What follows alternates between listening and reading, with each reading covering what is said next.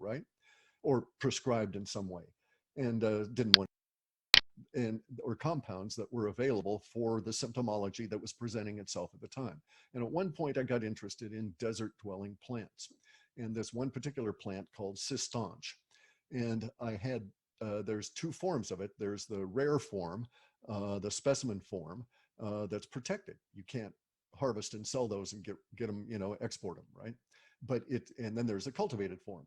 And like all of the cultivated forms, just like cultivated mushrooms for medicinal purposes, they're different, not necessarily weaker, but they present a different complex of compounds. And I wanted to experiment with the original desert non-cultivated variety. And so that's why I found this guy in Wuhan on the deep web. And it turned out I needn't have found him that way because he was a licensed specimen plant collector by the CCP, and he was allowed to sell 12 cistanche plants down to their basal, what we would think of as their roots. They don't really have a root structure. They're a parasitical plant, but he was allowed to sell 12 of them a year outside the country. And so I just bought one. And so I'd known him since 2010, but I got hold of him originally on the deep web because I thought I was doing something that was basically illegal, right? Or prescribed in some way, and didn't want any trouble. And so I just bought some. We had a cordial relationship. He was a massively knowledgeable herbalist, age 69. He was a licensed to operate in the Wuhan hospitals TCM guy. He was like, had his certificate from the Chinese government saying you can go and practice, TCM medicine in these hospitals and so on. So he was intimately involved in this. Haven't heard back from him. I've had no contact with him since January, but he told me in January, he gave me his case history. And he said it was really weird. He said he asked in that last message, could this be a bioweapon? But he said that he had 13 patients that were in the Wuhan area, that were in the constrained circle, okay, the lockdown area. He was allowed to go in and out of the lockdown area. He lived to the west of it because he was a doctor and he had these patients and he was taking them medicines and stuff. Of his 13 patients, 2 of them died. Okay, so he had these 2 guys that had died. They were sports players. The sports player, they may have been soccer players. They were professionals. He was treating them for something else at the time that they then got the disease. So they were his pre-existing patients, as were the other individuals. So he had 13, 2 of them passed. They were his 2 young patients. All the others were 50 and older. His 2 oldest patients, one of them was a guy he was treating for cancer, and then he was treating the guy's wife to boost her up because the guy was like 73 and she was 74, or vice versa, right? And so they were a year apart, and I can't remember which one was older, but the husband had the cancer and the wife needed to tend him. So my friend here, Joe, was providing herbal support for her systems so that she would have, the strength and so on, right? The ATP support, basically. And so of his 13 patients, the only 2 that were not being treated with chaga were the 2 that died, because he wasn't trying to treat them for any of the conditions that he thought was linked to treatment by chaga: inflammation, cancer, even bacterial. He's treating one guy for a bacterial infection. The guy was a sewer worker or something and had a gash that was just not amenable to antibiotics, and so he was going the herbalist route, and Joe was treating him with chaga internally and in a very finely ground compound form on his leg to get rid of this bacterial infection. So he had 11 people on chaga. None of them sickened and died. Especially what was remarkable was none of them, and they were all prime candidates, especially the cancer patient and his wife. And he had been dealing with them and this disease all through December, and Cho was exhausted by mid-January when he replied to me, or early January, and had said that he was tired, that everything had broken down. You couldn't get transport anywhere. Food deliveries were shut off, and he had to walk or bicycle miles. He had to leave his bicycle with the PLA at the check stand and then walk through Wuhan to get to his patients. And he had to walk all around because he had to bring them the chaga, right? And none of these people were on vitamin C. So it was at that point in January, I thought to myself, okay, so what is it? about the chaga that is working against the disease.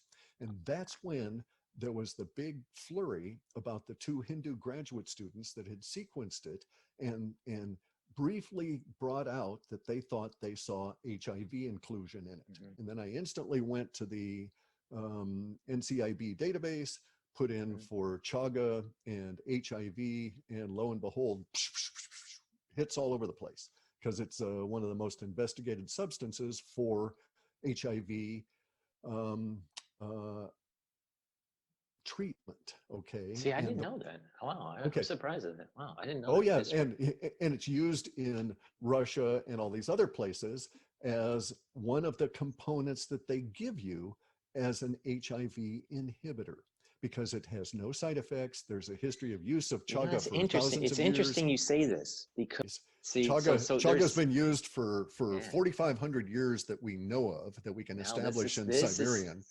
I was taking it, chaga for 18 months prior to this because of its anti-cancer, because this that was is the thing that you get out of the Solzhenitsyn's book, The Cancer Ward. yeah. Okay, because when you go into the Siberian cancer ward, in the 40s, 50s, and 60s, probably 70s and 80s as well, they would always have everybody drink chaga coffee because of it. None of the natives in Siberia who drank that ever got any kind of cancer. And so they could Does it taste recognize, good? Does it oh, it's taste good? great. Oh, I love it. I Yeah. love it. Oh. I just add chaga to my coffee. It's just great. Oh wow. There's different forms Now of it. Now here's, it makes total sense now because it's the birch bark extract and the chaga. yeah, There, right. that is Well, there's the something else about that. microenvironment. Right. There's something else about that. As an herbalist, I can tell you, you can take birch bark, but not very long. It's very harsh. And for many people, it presents allergens that anybody that would be allergic to peanuts should be very careful about birch bark. Okay. Anybody that's allergic to shellfish should be very careful because birch bark itself is what is classified in traditional Chinese medicine as extractive or harsh as a substance. Okay. So it benefits you, but you pay a price in its use. So, I mean, all these things are categorized, all different ways to Sunday in various herbal traditions. But one thing that everybody as an herbalist should recognize as a practitioner is that all substances demand, even though they may give. And you want to have something that demands very little of you and gives a whole lot. And that's why the medicinal mushrooms are so good, because the medicinal mushroom concentrates all of the stuff out of the out of the birch into the chaga in a mellow form that's not harsh. I was taking chaga straight, easy 18 months before this event occurred, and thoroughly loving it because of the anti-cancer. I'm giving it to my dogs. They're very much more improved by it. The more I get into it, the more I'm in love with the stuff. The French had titled it the mushroom of longevity. The Siberians call it the immortality mushroom. It's just hugely protective and productive within the human system.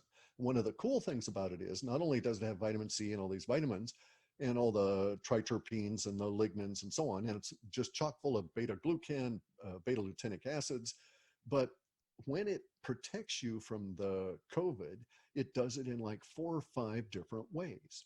So it's not only a protectant in the sense of hardening your body by giving you more vitamin C, it seems to marshal your vitamin C resources in a way that doesn't happen if it's not present. And in so doing, it's also presenting a combination of vitamin C and triterpenes available to kill the virus at the point that it tries to do the insertion. Here's the big thing about the COVID, okay, and what they learned with the bats.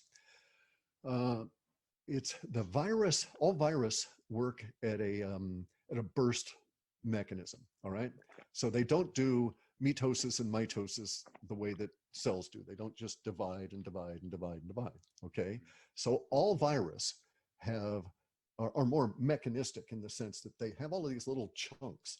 And so the virus sits there and makes a little chunk, and it makes another little chunk, and it makes another little chunk, none of which are actually virons. They're simply components that will later on be assembled into a viron. And it makes all of these chunks until something tells it to start assembling the complete virus. And so this process is called a burst. because what it will do is there will be a latency period once the virus is introduced as all of these components are built, and then it has a burst of activity. And this is replicated at a macro level with the viral load that is killing the doctors and the nurses and the first responders. Because what's happening with them is that once there's a sufficient viral load, the virus attacks the cells. This is just what they discovered in Wuhan. The guy that was doing the autopsies noticed something very remarkable, that there was prior to the onset of multiple organ failure, it would be possible if the guy died from, say, a stroke. Okay, so he's got COVID. He's had COVID. They're getting him in there, but before they could ventilate him or anything, he passes away of a stroke. So there isn't multiple organ failure yet. A single point of something killed him, and they're able to determine that. Even those individuals would have localized scurvy in the throat. Why do they have localized scurvy in the throat? Well, because all the vitamin C had been drained out of those tissues. What did the Chinese discover about this virus? That the virus had been trained by the bat to continually sample for vitamin C levels, which triggers the bat to produce more, which keeps the viral load under control, which means the virus doesn't overwhelm the bat.